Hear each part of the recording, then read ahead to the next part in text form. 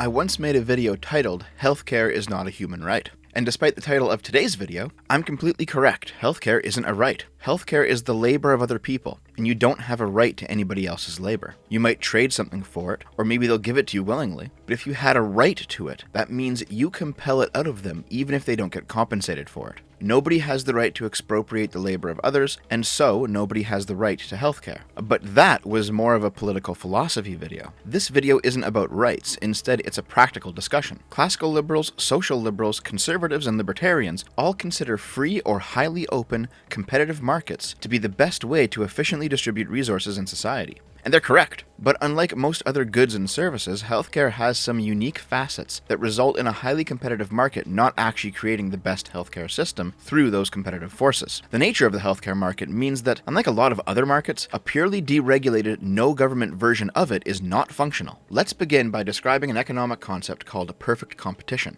According to Investopedia, perfect competition is a theoretical market structure where the following criteria are met. All firms sell an identical product, meaning there's no difference in what's being sold or in its quality. All firms are price takers, meaning that any one individual seller is small enough that they can't unilaterally influence the market price of their product. Market share has no influence on prices, meaning that the market is so competitive that even larger sellers can't adjust their prices without suffering a loss. Buyers have complete information about the product being sold and the prices being charged, meaning that everybody buying the product knows exactly what they're buying and what it should cost, so it's impossible for sellers to pull a fast one. Capital, resources, and labor are perfectly mobile, meaning that capital and labor can move within the market without incurring a cost. And firms can enter and exit the market without cost, pretty self-explanatory. Some other definitions of perfect competition include points like no externalities, meaning that costs and benefits of an activity don't affect some uninvolved third party. Or all buyers are rational, meaning that every single choice people make in this market increases their standing. And a whole bunch of others, but frankly, all of these points overlap in a lot of ways, and can be boiled down to 4 easy-to-understand factors. 1.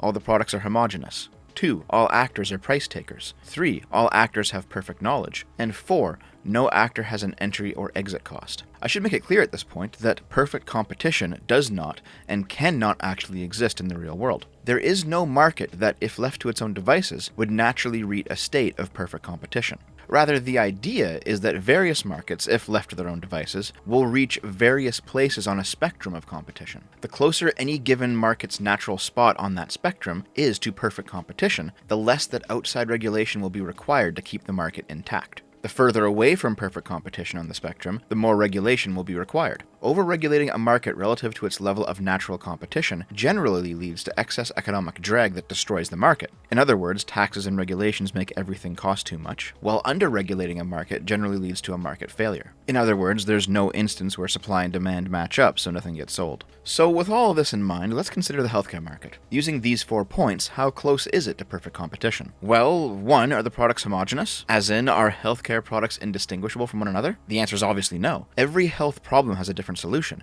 There's not one cure for everything. Even within the realm of one disease, there may also be multiple treatments. Additionally, healthcare is constantly changing, with new medicines, new surgeries, and new forms of therapy appearing constantly. Not only that, but individual actors often perceive healthcare in a specific, particular manner. People may prefer some brands or types of medicine over others, even if there's no practical difference. People will prefer their own familiar family doctor over somebody new. People often visit the same pharmacy to get their drugs, even if another would do just as well. Even in instances where products might be homogenous, the intimate nature of healthcare leads people to treat them as if they're not. How about point 2, are all actors price takers? As in, no individual actor can affect prices, meaning buyers can't bargain any lower and sellers can't bargain any higher because price equilibrium has already been reached. Again, the answer is obviously no. Healthcare providers have a lot of influence to set prices in the market. There's a number of reasons for why this is the case. 1 is the inelastic demand for healthcare, meaning that the buyers of healthcare don't see their demand drop off as supply or price changes. Here's an example. Assume we have a cure for cancer. If you have cancer and the price for the cure is $1,000, you'll want to stay alive, so you'll pay the $1,000. If the price is now $10,000, your desire to stay alive hasn't gone down, you'll still pay that price. For most people, if it means staying alive, the healthcare market can charge them everything they have to be cured, because what are they going to do, not get cured? So the demand for the cure is inelastic, meaning that the normal supply-demand curve doesn't really apply, because there's no upper limit on what you might pay.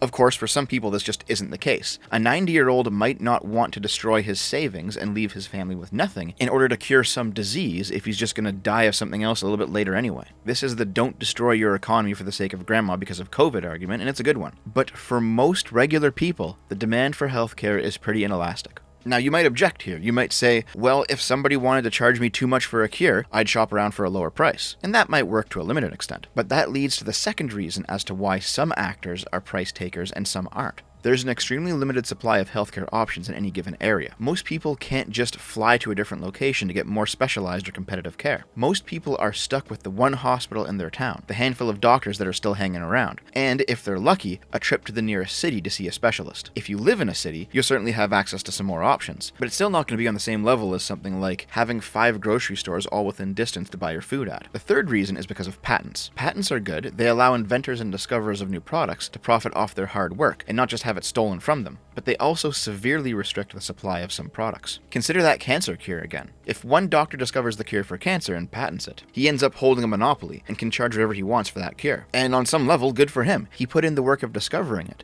and deserves to be rewarded disproportionately in comparison to those who didn't. But without competition, you still reach the same problem I described in my first point. Patents can exacerbate the negative effects of inelastic demand, and they're likely the reason why at least some price controls are necessary. Let's move on to the third quality of perfect markets. Do all actors have perfect knowledge?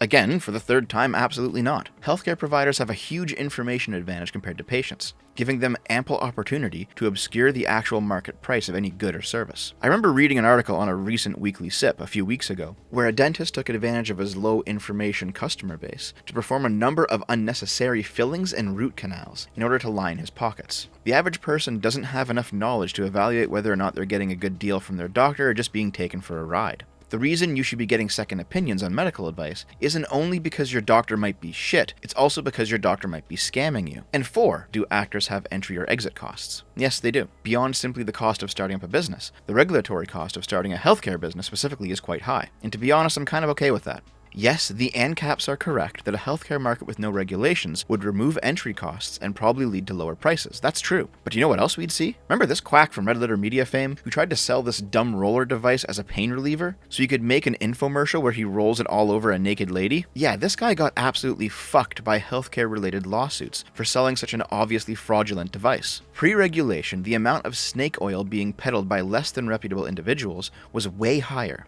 If you want to be sold pills that do nothing and devices that don't work for an illness you don't actually have, deregulation is the way to go. But having an actually functional healthcare service requires some consumer protections, which means there needs to be some market entry costs. There are certainly ways we can reform the current regulations to reduce drag while not sacrificing quality, but the extremist position of no regulation just isn't tenable. There are some other libertarian objections to universal healthcare that are probably worth going over as well. People often rightfully object that centralized systems tend to become more inefficient and corrupt the larger they grow. This is true. This is often an argument against universal healthcare in America, that the federal government can't possibly manage a system that is large and centralized enough to account for all of America's citizens and locations. But the truth is, most other countries don't actually have that kind of centralized system. The Nordic countries, Canada, the UK, and I think Japan as well, have devolved a lot of their healthcare operations to more local levels of government. Using the system I know best as an example, federal involvement in Canadian healthcare basically amounts to a legal requirement that the provincial government implement a universal health insurance plan. Everything else is left to the provinces. It's funny, if you ask your average American socialist the question, do you want Canadian-style healthcare? They'll overwhelmingly say yes. But if you ask them the question, do you want each individual state government to manage their own healthcare service? They'll reject that option in favor of a universal standard. It's almost like they don't know what they're talking about. Just to clarify here, single-payer healthcare refers to systems where hospitals and clinics are privately owned, where doctors can work for themselves or work for others, but the bill is paid for by the state's health insurance program. That's the single entity that pays. While multi-payer refers to systems that have a number of different insurance programs, both private and state-run, that cover the cost. These two schemes contrast with systems where there is little to no government involvement in healthcare, like how the US is often portrayed, and systems where the government not only pays for healthcare, but owns all of the infrastructure that provides it, and employs all of the doctors directly as state employees as well, like in China. It does turn out that the Canadian-style decentralized single-payer system is pretty efficient, though. I know the World Health Organization is quite shitty nowadays, but it wasn't always so. And back in 2000, they put out a study on the efficiency of the healthcare systems in 190-odd nations, and those decentralized single-payer countries ranked pretty well. However, the top spots were held by decentralized multi-payer countries, like France and Italy. There's a wealth of data from the OECD as well, comparing the healthcare for multiple different nations, and on average, countries with some form of universal healthcare system are able to match or exceed America on pretty much everything. Another libertarian criticism is that the less regulated, more profit-driven system of the United States gives them an advantage when it comes to research and development of new drugs and practices. A more profit-driven system can lead to more innovation, and healthcare is no exception. But I'm not sure how much of that is actually a contributing factor here. America does produce a lot of innovation, don't get me wrong, but a 2010 study in the American Journal of Public Health found that while America does produce a huge amount of innovation in healthcare, it's proportional to America's GDP and the amount of money America spends on healthcare. The same study also notes that countries with more regulation still produce as much innovation proportionally. So the fear that America might lose its competitive edge if it adopts a single-payer system may be unfounded, even if that precludes the option for private investment. There's a couple reasons for this.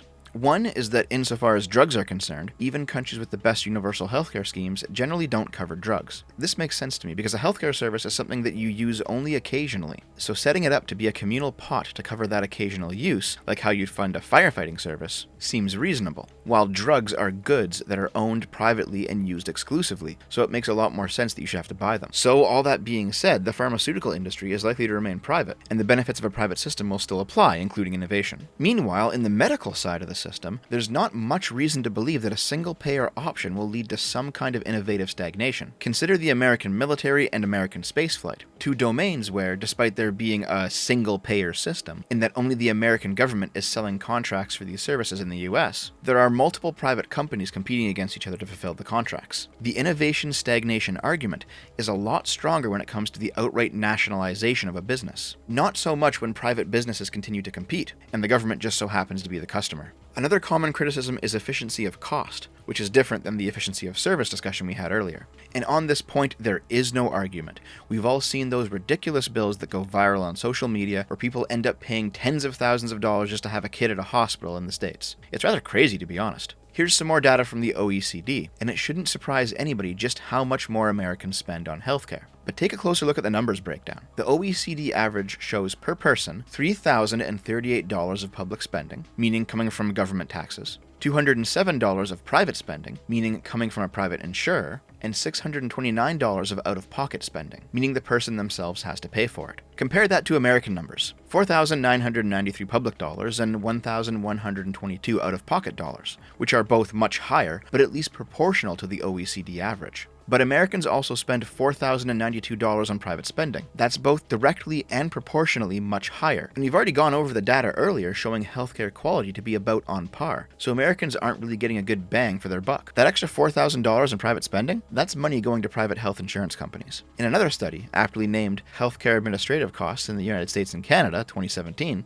it's found that the American system is more inefficient than the Canadian one, despite the gross inefficiencies of the Canadian one, and I know them well, specifically because the deregulated nature of the American system has allowed private insurance companies to create a gigantic bureaucratic apparatus that is incredibly inefficient and drives costs way up. In most markets, the hardcore libertarian types have a good point when they say that deregulation promotes competition, and competition will force businesses to trim the fat in order to stay competitive. But in the healthcare market, the opposite has actually happened. Due to the unique nature of healthcare, which we went over earlier, the inelastic demand, the lack of knowledge, etc., excessive deregulation actually leads to more market inefficiency. In healthcare, once regulation puts a hard cap on the profit motive, the business model naturally shifts to reducing costs, which can be bad depending on how it's done, and broadening market access, which is not only a positive, but the exact goal of the regulation. Looking over everything I've presented here today, it seems like while the possibility for disaster certainly exists, as right-leaning people like to point out, it is also entirely possible for there to be a universal healthcare service that avoids the inefficiencies inherent to central planning, avoids the tendency of government to destroy competition through nationalization, still provide quality service, still allow for innovation, and broaden access to the service while reducing costs. I would, however, warn left-leaning people that this is not due to the failure of markets themselves, nor is it a structural problem inherent to liberal capitalism, but rather it is due to the unique nature of the healthcare market. This could not be replicated with the food market or the property market, for example. They are all different animals. But if you're dumb enough to just call it all capitalism and think it's all bad, you probably don't get that. And the thing is, the libertarians of old understood this too. No, I don't mean that common commie talking point of, OMG, libertarian used to mean socialist, but they stole it from us. That's just a bunch of crying cope, frankly. Friedrich Hayek is considered a libertarian before his time. He called himself a classical liberal. And in his 1943 book, The Road to Serfdom, he wrote extensively about what is now known to be the libertarian argument for a universal healthcare service. Where, as in the case of sickness and accident, neither the desire to avoid such calamities nor the efforts to overcome their consequences are as a rule weakened by the provision of assistance, where, in short, we deal with genuinely insurable risks. The case for the states helping to organize a comprehensive system of social insurance is very strong. There is no incompatibility in principle between the states providing greater security in this way and the preservation of individual freedom. To the same category belongs also the increase of security through the states rendering assistance to the victims of such acts of God as earthquakes and floods. Wherever communal action can mitigate disasters against which the individual can neither attempt to guard himself nor make provision for the consequences, such communal action should undoubtedly be taken. Unlike the frankly crazier libertarians and anarcho-capitalists who came later, Hayek was not interested in stateless societies. He recognized the necessity of the state, but he also recognized the necessity that its power be checked and restricted. After Hayek had abandoned his native Austria for the UK, and refused to return due to it being brought under the control of Nazi Germany, he wrote The Road to Serfdom to specifically be a rebuttal to both fascism and communism from not only a moral but economic perspective. His position, a position I think is true, is that loss of individual liberties occurs when the government controls economic decision-making through the type of central planning necessary to implement a command economy, something that fascist Italy, Nazi Germany, and Soviet Russia all did. Hayek also argued that the abandonment of classical liberalism in favor of these planist ideologies would create oppressive societies, and he was right. And despite this, he still viewed a universal healthcare service not as a component of planism, not as a backslide into these totalitarian, authoritarian ideologies, but rather as a method to maximize personal liberty. And from a layman's perspective, it's not hard to intuit how this is true. It's not only that we have an ethical injunction to help the sick, it's that if a person can return to contributing to society after being cared for, he more than makes up his burden.